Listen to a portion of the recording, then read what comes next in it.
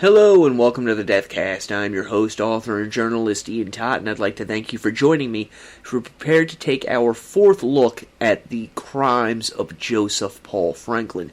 Before we get going, as always, I have the normal show notes. If you'd like to follow me on social media, just search for Deathcast, Deathcast Pod, or Deathcast Official. If you'd like to help support the show, there's a couple of ways you can do this. First and foremost, you can go to your favorite podcast app, leave a 5-star review, and follow the show. You can also go to tinyurl.com/dcast Patreon, where for as little as $1.99 a month you can get access to early ad-free shows, just as Channel and Anthony have done, as have the largest monthly contributors to this show, Samantha and Debbie. Again, that's tinyurl.com/dcast Patreon, where you can get access to early ad-free shows and exclusive content. Alright, now that all of that's out of the way, find yourself a nice comfy chair, kick back and relax. I've got my coffee, I've got my cigarettes. Let's go into the crypt! We left off last week with Joseph Paul Franklin on the run from federal and state authorities in 1980, while we were looking back at who Joseph Paul Franklin was. Specifically, we left off where Joseph Paul Franklin legally changed his name to Joseph Paul Franklin. This was on September 21st, 1976. Now, as with most serial murderers, Franklin was a habitual liar who gave different reasons as to why he changed his name. Some have it for wanting to take the name of Goebbels and Benjamin Franklin.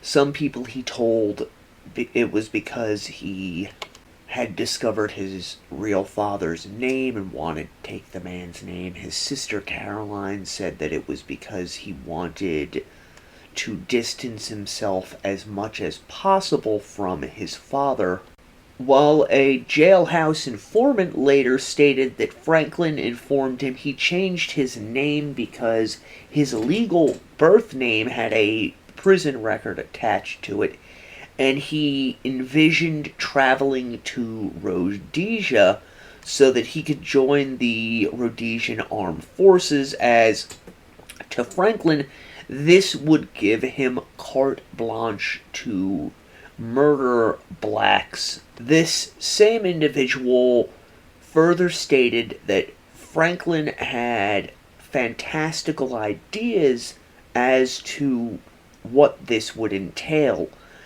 According to this man, Franklin believed that he would just be able to walk down the street and execute blacks with impunity whenever he encountered them.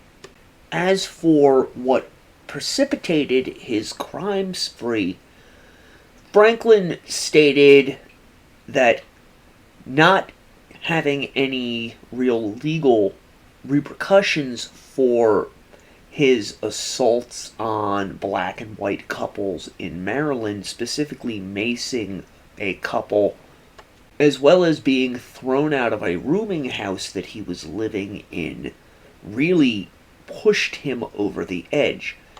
To quote him, quote, "Do some killing, couldn't get a job, was going to pay some Jews back for it." There's also the fact that Franklin had become severely disillusioned with the various white supremacist organizations that he was involved with, namely the KKK and the American Nazi Party and its various offshoots. So with all of this, his simmering rage and hatred for individuals who were different from him, Franklin began putting together a plan in his mind of a nationwide crime spree where he would strike and then vanish, killing individuals and then leaving few, if any, clues as he fled the area. Franklin's first known acts of extreme violence took place in 1977, not with shootings, but with bombings, a tactic that had been employed by hate groups in the southern United States for decades. Now, before Franklin could begin this campaign of terror, he realized that he needed to have funding, something independent from a job which would tie him to any specific place. So he turned to bank robbery, something that he had fantasized about doing for years. Franklin was inspired by individuals like Jesse James, Billy the Kid, John Dillinger, Bonnie and Clyde. His first known bank robbery took place on June 16, 1977 in Atlanta. While there's not a whole lot of information out there concerning this robbery, we know that Franklin got away with it fairly easily, and afterwards began the first of numerous changes to his appearance, cutting his hair, dyeing it, purchasing brand new clothing and new prescription eyewear, before disappearing into the background. In this regard, although Ted Bundy is often referred to as a chameleon killer, Franklin really perfected this, as in addition to changing his physical appearance, Franklin also took on various aliases, including William Quantros, Joe Price, Michael Larson, Ed Logan, Francis Nichols, etc., etc. This was entirely done to make the identity of the individual responsible for these bank robberies and later murders virtually impossible to discern. On July 5th, 1977, Joseph Paul Franklin purchased 50 pounds of explosives from a distributor in Charleston, South Carolina, before heading back to the Maryland area. Franklin later stated that his target in this particular attack was an individual by the name of Morris Amity, who was a leader in the Jewish community as well as a lobbyist. At roughly 3 a.m. on Monday, July 25th, 1977, Franklin approached the Amity home located at 47010 Sunflower Drive in the Flower Valley subdivision of Rockville. Amity lived in the house with his wife and 3 children, and although there had been threats against his life in the past, he had no reason to suspect that anyone was currently targeting him. We know that Franklin placed the dynamite on the front stoop of the Amity home, ran an extension cord from the bomb onto a neighboring street, and then attached it to a detonator. The force of the explosion ripped one wall of the house down, lifted roofs off homes nearby, but remarkably did not injure anyone inside of the Amity home beyond the family's beagle puppy named Bingo, who was found dead downstairs. Now, the time of the explosion is given as being precisely 3:20 a.m., and responders later stated that the bombing was the worst explosion that they had ever seen. And although the ATF and FBI soon became involved in the investigation, as the bomber had left no clues, they were stumped as to who could be responsible for the crime.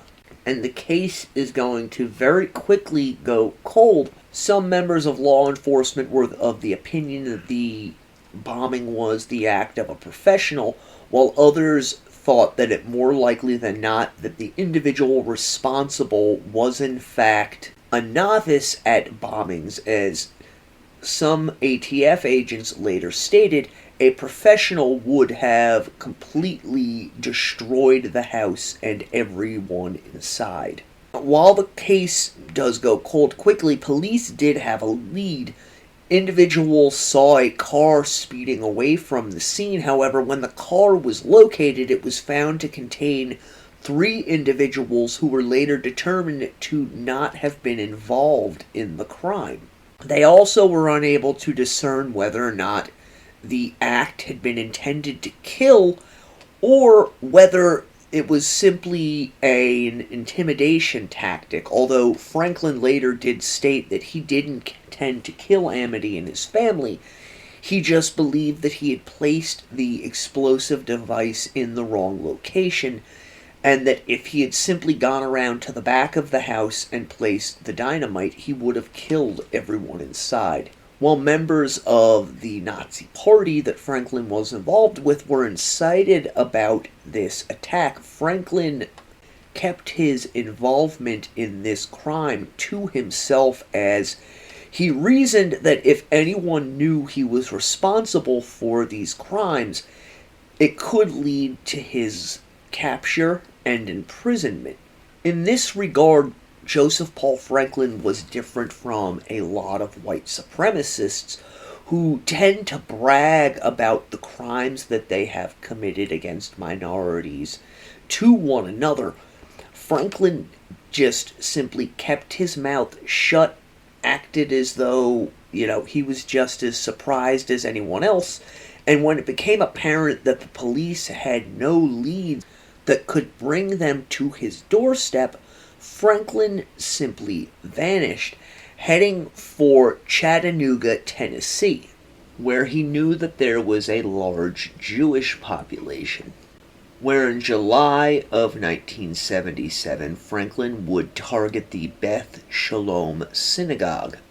Now, this synagogue, which had been built in 1958, had a crawl space beneath it, which Franklin was able to access on the night of July 29th, where he placed a explosive made from dynamite.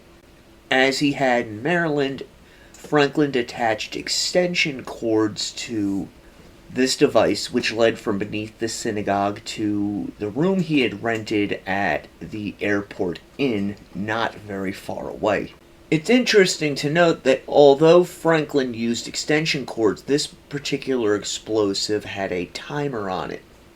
Unbeknownst to him, however, the majority of the membership of this synagogue had left that Friday's service early, so that by the time the bomb went off, completely destroying the structure at 9 p.m., no one was inside. While his attack was successful in terms of a terror campaign, it did not have the desired effect that Franklin was looking for, in that it did not take the lives of anyone inside of the building.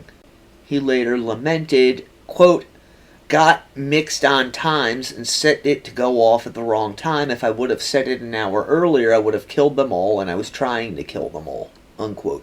As with his prior bombing, there was very little to go on in terms of who was responsible, although because the ATF was involved, they very quickly realized that it was almost certain that the same individual or individuals was responsible for this attack. And while they shared information amongst one another, nothing really came of it. We know that Franklin robbed 2 more banks after this bombing, one in Georgia, one in Ohio. And somewhere along the way, he steals a rifle before heading to Madison, Wisconsin, where he intended to target a judge by the name of Archie Simonson, who, in Franklin's opinion, had been too lenient on black males who had been convicted of rape.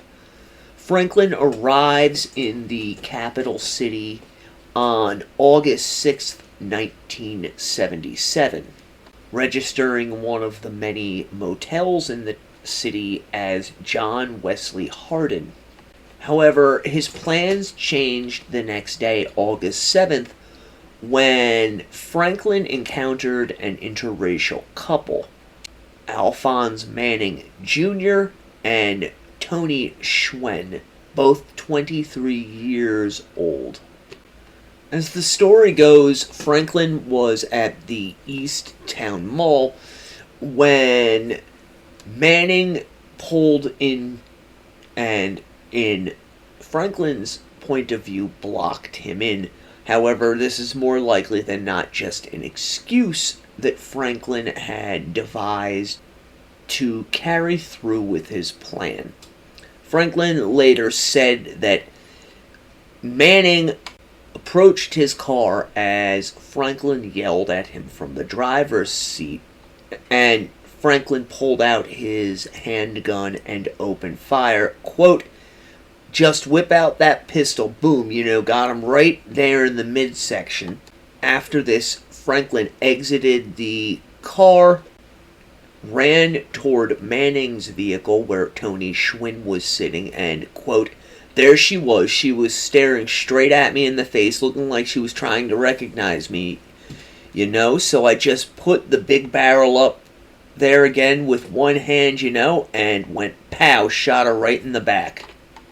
Running back to his car, the black cowboy hat that Franklin was wearing fell off of his head. However, he was unable to retrieve it, and unbeknownst to him, a witness saw this entire thing, and years later would pick Franklin out of a photo lineup as the perpetrator of this attack. Now, unfortunately, Manning and Schwinn both died from their wounds at the scene. When discussing the crimes later, he stated he had committed them, quote, "the spur of the moment. I hadn't planned it. I just whipped out my pistol and shot him right there." Further stating, quote, "it just happened to be two people that I totally hated, so I didn't dislike it. Once began having sex with blacks in my mind, as steeped as I was in that, they weren't even human." Franklin also compared himself to Samson, stating that blacks were his Philistines, and he believed that it was God's destiny and mission for him to not only kill interracial couples, but also to start a race war. When describing his killings of interracial couples, Franklin went on to recount, quote, "if you shoot the black man first, the woman would just stay by his side like a dumb fucking idiot. It's the funniest thing. It happened every time." He also stated that this was a lesson he carried from this first known killing. However, it is quite possible that there are other murders that Franklin carried out around this point in time and in the subsequent years that we simply know nothing about. We see how this particular murder was carried out spur of the moment. It's a very real possibility that there are others just like this out there that have never been tied to Joseph Paul Franklin. Prosecutors would later come to believe that Franklin may have become sexually aroused by the act of killing, with one prosecutor stating that Franklin became quote-unquote weird when the topic of sex was brought up to him. However, the prosecutor never really elaborated on what they meant by the word weird. After leaving Wisconsin, Franklin's movements are really unknown until exactly a month later, when he arrives in Little Rock, Arkansas on September 7th of 1977, where he robs a bank before heading to Dallas, Texas, where Franklin stated he planned to purchase more weaponry, which he did. We know that Franklin purchased a .30-06 from a man in Irving, Texas,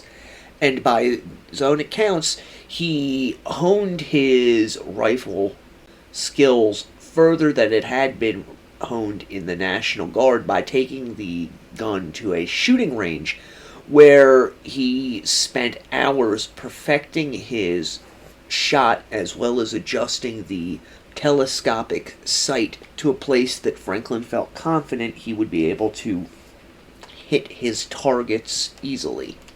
Franklin's MO at this point is largely the same as it would be in later years, staying in a city for a week or two, moving from hotel to hotel and registering under different names. At some point in mid-September, Franklin drove to Oklahoma City, where he planned on bombing another synagogue. However, he later told authorities that after arriving in Oklahoma City, he realized that his chances of finding a suitable target inside of that city were very low, and he decided to head for St. Louis instead. Along the way, he decides to alter his plan, choosing instead to employ an ambush sniper attack as opposed to a bombing. We know that by October 7th, Franklin was in St. Louis inside of a hotel room and looking for suitable targets in the local phone book, eventually settling on the Brith Shalom Knesset Israel congregation in Richmond Heights. Franklin stated to police later that he chose this particular synagogue because there was a hill across the street, and he believed it made the perfect sniper's perch for which to carry out his crime. Prior to carrying out the assault, Franklin purchased a number of items, including a box of 10-inch nails, a bicycle, and a guitar case to carry his weapon in. The reason he brought the bicycle was Franklin hoped to keep witnesses from seeing the car he was driving as he made his escape. Prior to the actual committing of the crime, Franklin ground the serial number off of the rifle, cleaning the weapon as well as the ammunition to ensure that there was no dirt or fingerprints on anything that could be linked back to him. One thing Franklin had taken to doing during his time on the road was listening to CB radio chatter. Franklin did this in order to get a bead on the police. Using the handle of Bushwhacker, he would talk to local truckers to find out where police were located at, so he could not only plan the commission of his crime, but also his getaway. In later years, he would take to using a police scanner to actually listen in on police calls to get a better idea of where the police were situated while he committed a crime and made his getaway. On Friday, October 7th, Franklin rode his bicycle to the synagogue and hammered 2 nails into a nearby telephone pole, which he planned to use as a gun rest. He placed socks over the nails to hide them before stashing the guitar case that held his rifle inside some nearby bushes. The following morning, October 8th, Franklin drove to the synagogue, parked his car, and then proceeded on his bicycle to the area he had prepared for his sniper assault. As stated, Franklin was an extremely meticulous planner. He had researched the times of service at this particular synagogue and discovered that a bar mitzvah was taking place and that those inside the synagogue would begin leaving at around 1 p.m. So as he hid up in the knoll of trees across the street from the synagogue, Franklin spent his time checking and rechecking his weapon along with his watch, as well as looking around to ensure that nobody had spotted him, particularly any police officers who might be in the area. At just after 1 p.m., roughly 40 people exited the synagogue.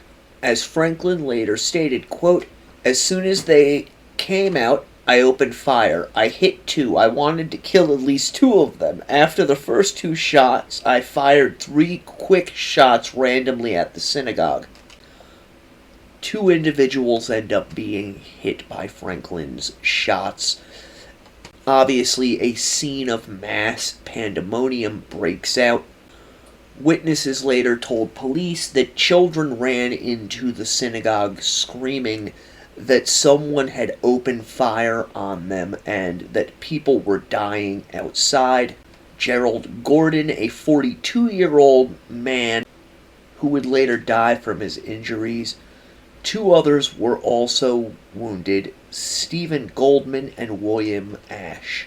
It was later reported that Gordon, the man who perished, was in the process of getting into his car on the north side of the building when he was hit in the chest.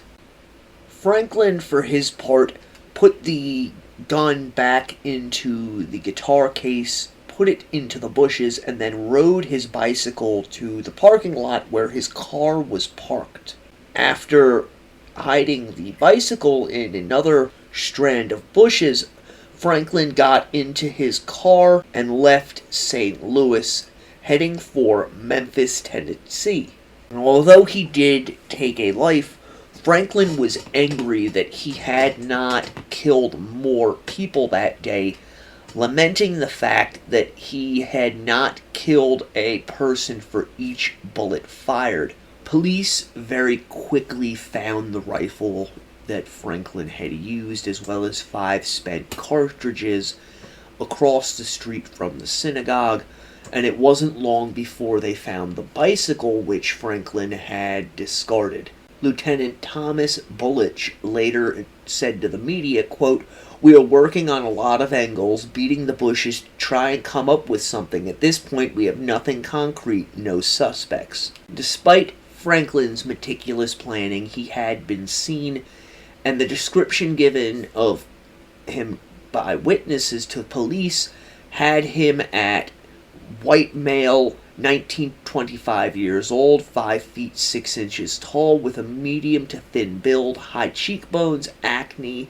wearing a green army surplus coat and blue jeans with frayed cuffs. Police were also able to retrieve the serial number from the rifle used in this killing, despite Franklin's attempts to destroy it, and were able to trace the weapon back to the man Franklin had purchased the gun from in Texas. However, the name Franklin had used to purchase the weapon ends up being a dead end for authorities.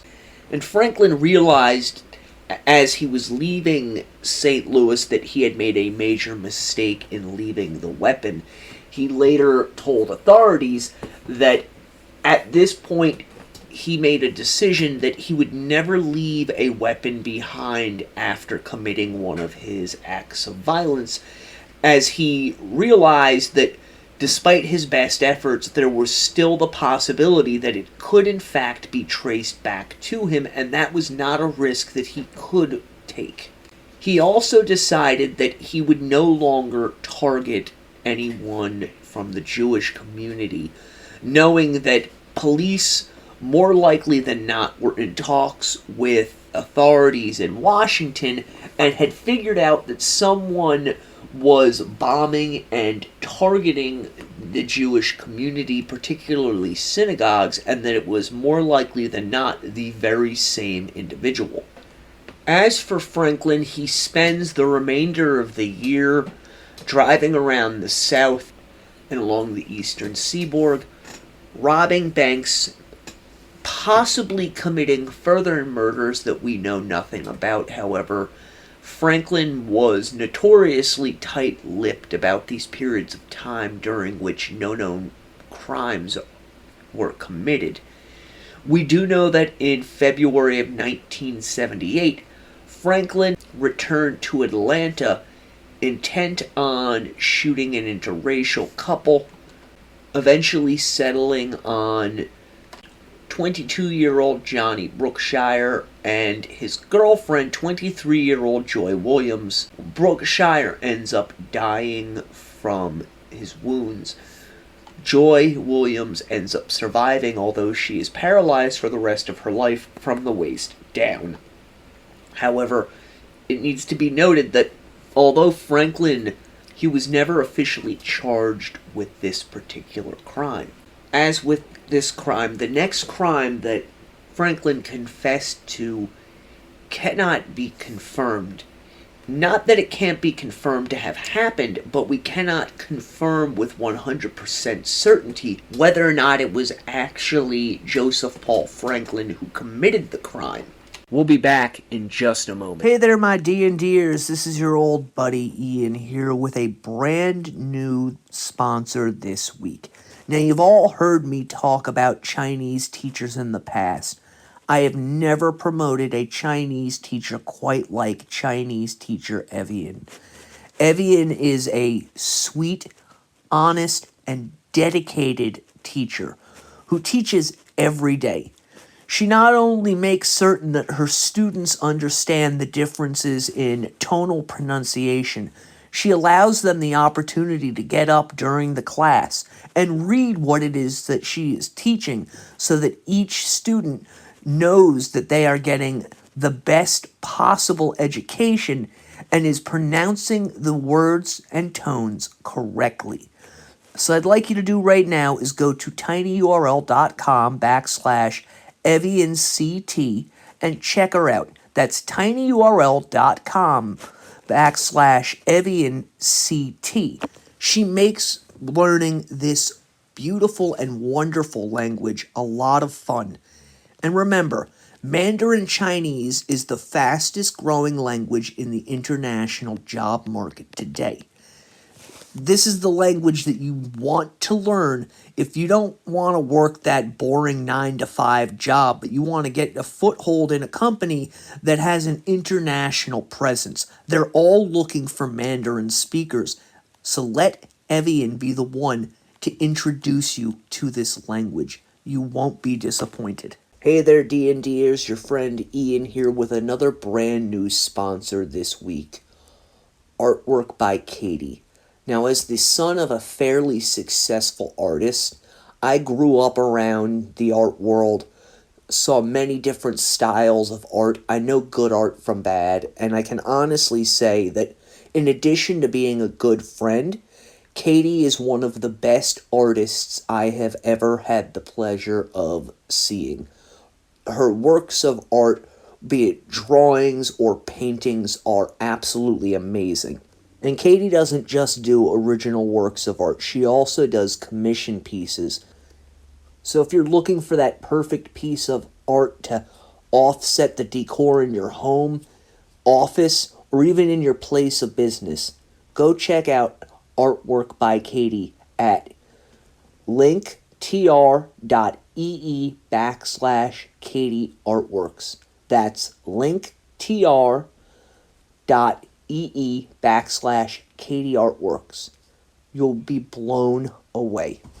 On March 6th, 1978, pornographic magazine and later film distributor and publisher Larry Flynt was in Lawrenceville, Georgia, fighting an obscenity charge leveled against him for one of the Hustler magazines that he had published. During a break in court proceedings, Flynt and his lawyer, a local individual by the name of Gene Reeves, left the courthouse intending to go get lunch, unaware that, according to his own statements, Joseph Paul Franklin was in the window of a building across the street waiting for Flynt to appear.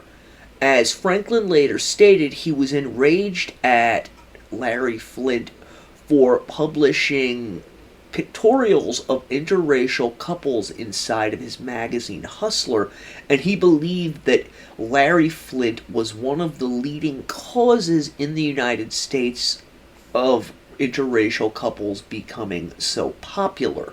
We do know that at 12:20 p.m., Sarah Hutchins, a part-time worker at the courthouse, received a phone call informing her, quote, "Tell solicitor Gary Davis he doesn't have to worry about Larry Flint anymore. Jesus has taken a hand in it."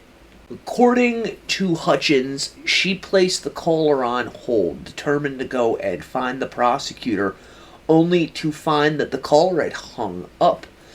She told police that moments later she heard the sound of sirens out in the street.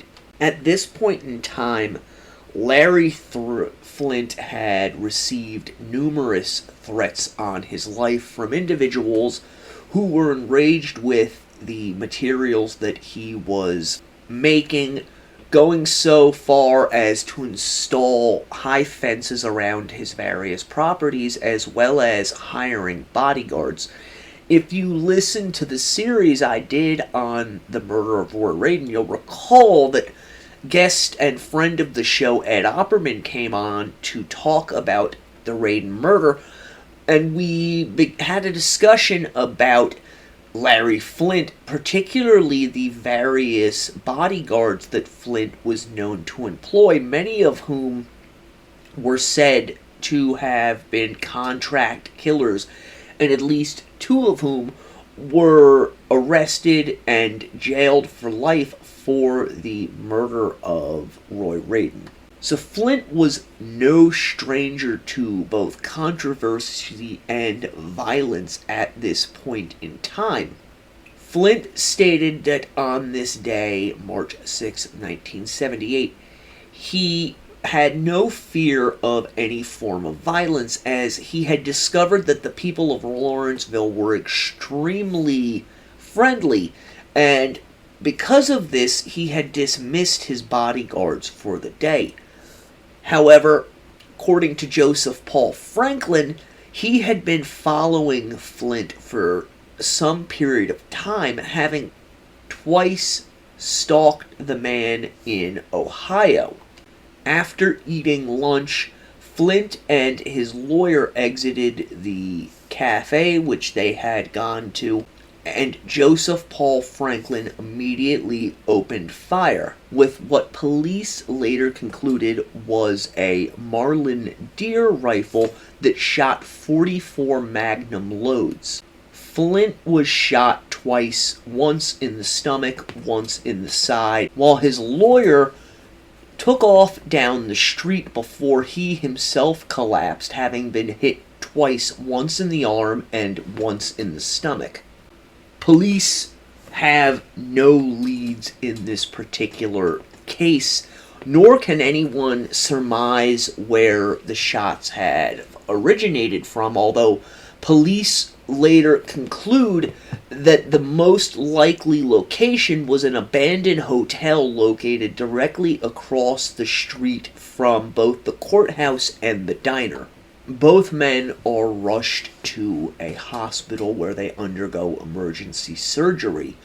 Reeves ends up spending 20 days in a coma and eventually makes a full recovery. Flint, on the other hand, is a different matter. Half of his stomach and his spleen are removed, while his liver requires repair. Almost 3 feet of his intestines needs to be removed as well. One of the bullets that had hit Larry Flint went in through his stomach, I believe, and hit him in the spine. Doctors doubted that he would survive. As usual, Flint was his normal brazen self, telling reporters that he planned fully to recover and walk again, stating, quote, "I'm going to walk again. They're giving me a 50-50 chance, but I'm going to walk again. They gave me a 2% chance to live when I was shot. I could walk out of here tomorrow if it wasn't for my legs." Now, in addition to this, Flint also has an infection inside of his body caused by the rupturing of his intestines. So, although he ends up being moved to a hospital in Atlanta, Larry Flint's condition remains critical for some period of time. Larry Flint would never walk again, and for the remainder of his life would be confined to a wheelchair. And although no one has ever been criminally charged in the assassination attempt of Larry Flynt, some in law enforcement consider the case closed with the confession of Joseph Paul Franklin. However, for much of his life, at least according to statements Larry Flynt gave to the media, he believed that the CIA and FBI was behind the attempted assassination on his life. Flynt himself could be a Patreon series, considering all of the rather distasteful individuals that he was associated with throughout his life. After the shooting, Joseph Paul Franklin fled the area. In his own words, he felt like he was a complete failure over his inability to murder Larry Flynt, stating, quote, "I was wishing later that I actually fired, emptied the gun, actually fired all 6 or 7 rounds at him, but I thought at the time he was already dead. It was one of the first snipings I had committed, so I was not that good then, but if I'd done that 2 or 3 years later, he would have been history." Franklin has said that he was also disappointed that the media did not pick up on the fact that all of these crimes were an attempt to start a race war, and this is in contradiction to other statements that he said, where he talked about the fact that he was trying to remain undiscovered. And some believe that these statements about being upset concerning the media's lack of linking these stories together comes from this innate need that serial killers have to be recognized for the crimes that they have committed. Franklin did walk from this shooting with a new resolve, however, and that is that he would fire as many rounds as he possibly could during the course of an attack in an attempt to ensure that a victim died and was not simply paralyzed. Franklin proceeded to Chattanooga after the attempted assassination of Larry Flynt, before making his way to Louisville, Kentucky, where on April 11th, 1978, he robbed a bank. He's known to have robbed another bank in Atlanta, Georgia on July 25th, and a third bank in Montgomery, Alabama on August 12th. In between these 2 bank robberies, however, Franklin returned once more to Chattanooga, Tennessee, this time armed with a 12-gauge shotgun. On July 29th of 1978, Franklin was driving past a Pizza Hut when he saw an interracial couple inside. Taking the shotgun from his car, Franklin hid in a tall section of grass by the parking lot and waited for the couple to come out. As the man Bryant Tatum came out of the restaurant with his girlfriend Nancy Diane Hilton, Franklin opened fire from the grass, shooting just once at Tatum, killing him instantly before turning the gun on Tatum's girlfriend. While Nancy Hilton would survive her injuries, she was unable to provide police with any useful information, such as a description of the man who had opened fire on them from the grass. After this, Franklin returns to Montgomery, Alabama, where, under the assumed name of James A. Cooper, he rents a small apartment. And it's while he's in Montgomery, he meets a 16-year-old by the name of Anita Carden in an ice cream shop. The two began dating, and eventually, in January of 1979, the two are going to be married. Now, Anita states that on numerous occasions during the courtship, Franklin would leave for a few days or a few weeks at a time, returning with large sums of money. And while she never explicitly stated that Franklin told her he got this money from bank robberies, police have stated that they believe almost certainly that this is what Franklin was doing, given his now known criminal history. After their marriage, Anita and Franklin drive around southern United States throughout the rest of January and February. It's during this period that Anita discovered two things.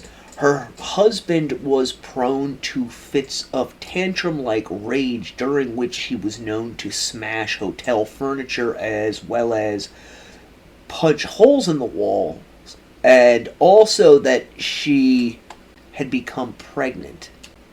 Anita stated that she believed Joseph Paul Franklin was in fact a plumber who traveled around the South working, and that his name was in fact James A. Cooper. Anita's family stated that despite any misgivings they may have had about her new husband, he could also be very kind to them and generous, lavishing every member of the family with gifts at various points, particularly Anita's brother, whom Franklin purchased a motorcycle for. We know that after returning from their honeymoon, the couple rented a duplex where Franklin was said to grow a garden.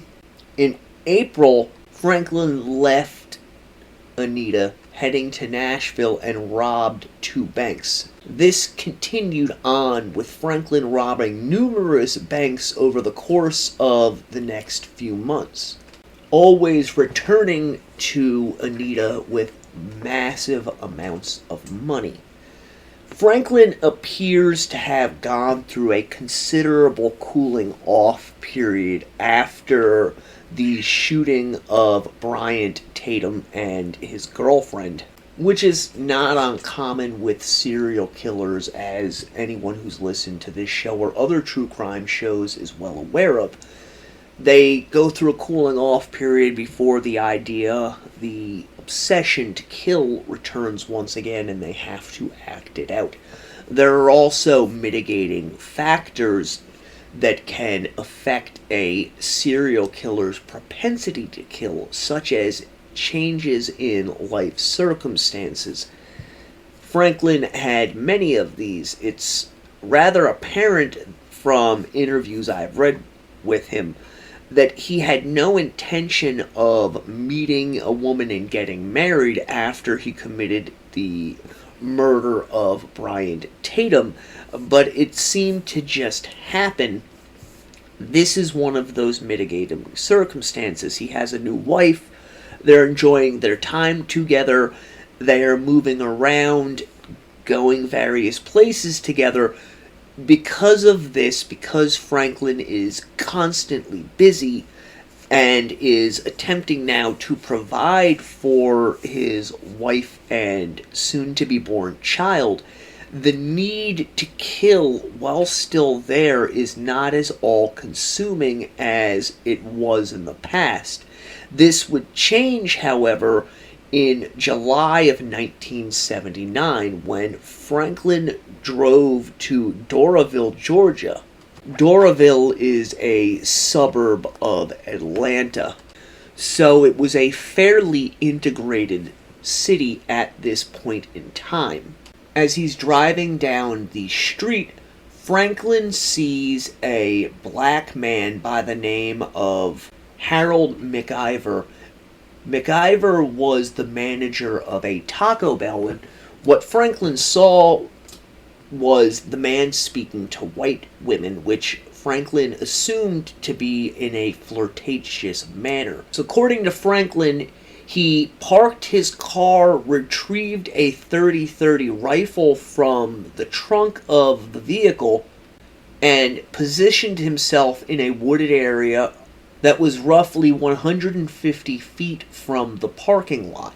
Not long after this, MacGyver exited the restaurant and headed towards his car, at which point Franklin opens fire, shooting 29-year-old Harold MacGyver twice, killing him instantly. Franklin was on the move almost instantly, arriving in Falls Church, Virginia on August 8th. Arriving at a Burger King, Franklin saw a man by the name of Raymond Taylor sitting at a table eating his dinner. At roughly 9:50 p.m., customers later stated to police that they heard a loud explosion and the sound of Taylor was taken to a nearby hospital where he was pronounced dead on arrival. Joseph Paul Franklin quickly fled the scene. On August 25th of 1979, Franklin called his wife Anita to learn that he had become a father to a baby girl. Franklin returns to Montgomery, where he spends a few weeks, although this is to be the last point in time that Franklin and Anita are going to spend any considerable period together. We know that he and Anita will end up separating roughly 7 months from this point in time as Franklin's mania begins to spiral out of control. For the time being, however, he is giving up the appearance of being a devoted father and husband who works as a traveling plumber. The arrival of Franklin's daughter into the world does nothing to satiate his need to kill. On Sunday, October 21st, Franklin arrives in Oklahoma City, finding a shopping center not far from the Oklahoma State Fairgrounds, where he was able to find a perch from which to shoot his next intended victim. At 5 p.m., 42-year-old Jesse Taylor was returning from dropping his 3 children off at a hula hoop competition. His wife, 31-year-old Marion Van Bressett, was in the car along with their 3 children. On the way home, the couple decided to stop at a supermarket and get groceries. Franklin saw them pull in, saw Taylor exit the car and head into the grocery store, and as Taylor made his way back to the vehicle, groceries in hands, Franklin opened fire. He was estimated to be about 195 feet from where the Taylor family was situated. Taylor was hit, thrown against the car, and then more shots began to ring out. A 16-year-old witness later told authorities that she heard Taylor moaning, "No, no, no." Taylor's wife rushes to his aid, kneeling over his body, and is immediately hit in the chest by a blast. Both husband and wife died at the scene as Franklin fled, unconcerned with the fact that 3 small children were sitting inside of the car and had watched their parents die brutally in front of them. Again, police have no suspects. However, they do recover shell casings from a grove of trees across the street from the parking lot of the shopping center. Franklin next heads down to DeKalb County, Georgia, and along the way he picks up a hitchhiker, a 15-year-old by the name of Mercedes Lynn Masters. And the two of them very quickly form a friendship that then becomes a sexual relationship. This, however, quickly dissolves when Masters informs Franklin that she has had sexual relations with African American men. On December 5th, 1979, Joseph Paul Franklin and Masters drive out to a wooded area where Franklin shoots Masters with a 12-gauge shotgun. He later said, quote, maybe it had something to do with the fact that I had sex with her first. And when she told me she had sex with a black dude, then things changed. Then I decided to kill her. If I found any woman who had dated black guys, to kill them. If I had any woman in the car who told me she had dated black, she was history. Her death was real gruesome. You can imagine what damage will do. It's interesting to note that Masters' picture was one of many that would later be discovered when Joseph Paul Franklin is arrested prior to his fleeing to Georgia, inside of a scrapbook where there were pictures of multiple nude women posing with his guns. Some in law enforcement would later speculate that the majority of these women were more likely than not dead, as none of them could be found. If law enforcement was right, Franklin may have killed prostitutes as a way to satiate his murderous desires in between the killings of his intended targets, interracial couples. And he may have simply used the excuse that they confessed to him that they had dated a black man as a reason for justifying, maybe not only to law enforcement, but also to himself, why he targeted them. As we know, prostitutes are heavily targeted by serial killers as they are an extremely at-risk group with few friends or family available to them to reach out to, and law enforcement oftentimes turning a blind eye not only to the plights that these women are in, but also to their disappearances and murders. And if this is the case, Franklin's murder spree may in fact have begun long before his first known killing, which took place in 1977. Again, serial killers are notorious liars, and it is very possible that Franklin killed prostitutes before he went on his one-man mission to start a race war as a means to take out his frustrations and feed the thing inside of him that insisted he kill. Franklin, as with the majority of serial killers, was an opportunistic killer. And it's very possible that he began his actual killing with the murder of prostitutes and eventually changed his MO to targeting interracial couples, maybe hoping to control his desire to commit these horrendous acts. We're going to end the episode at this point in time, with the end of 1979 fast approaching and no end in sight for Joseph Paul Franklin and his killing spree. I hope that you guys have enjoyed this episode, and until next time, stay morbid.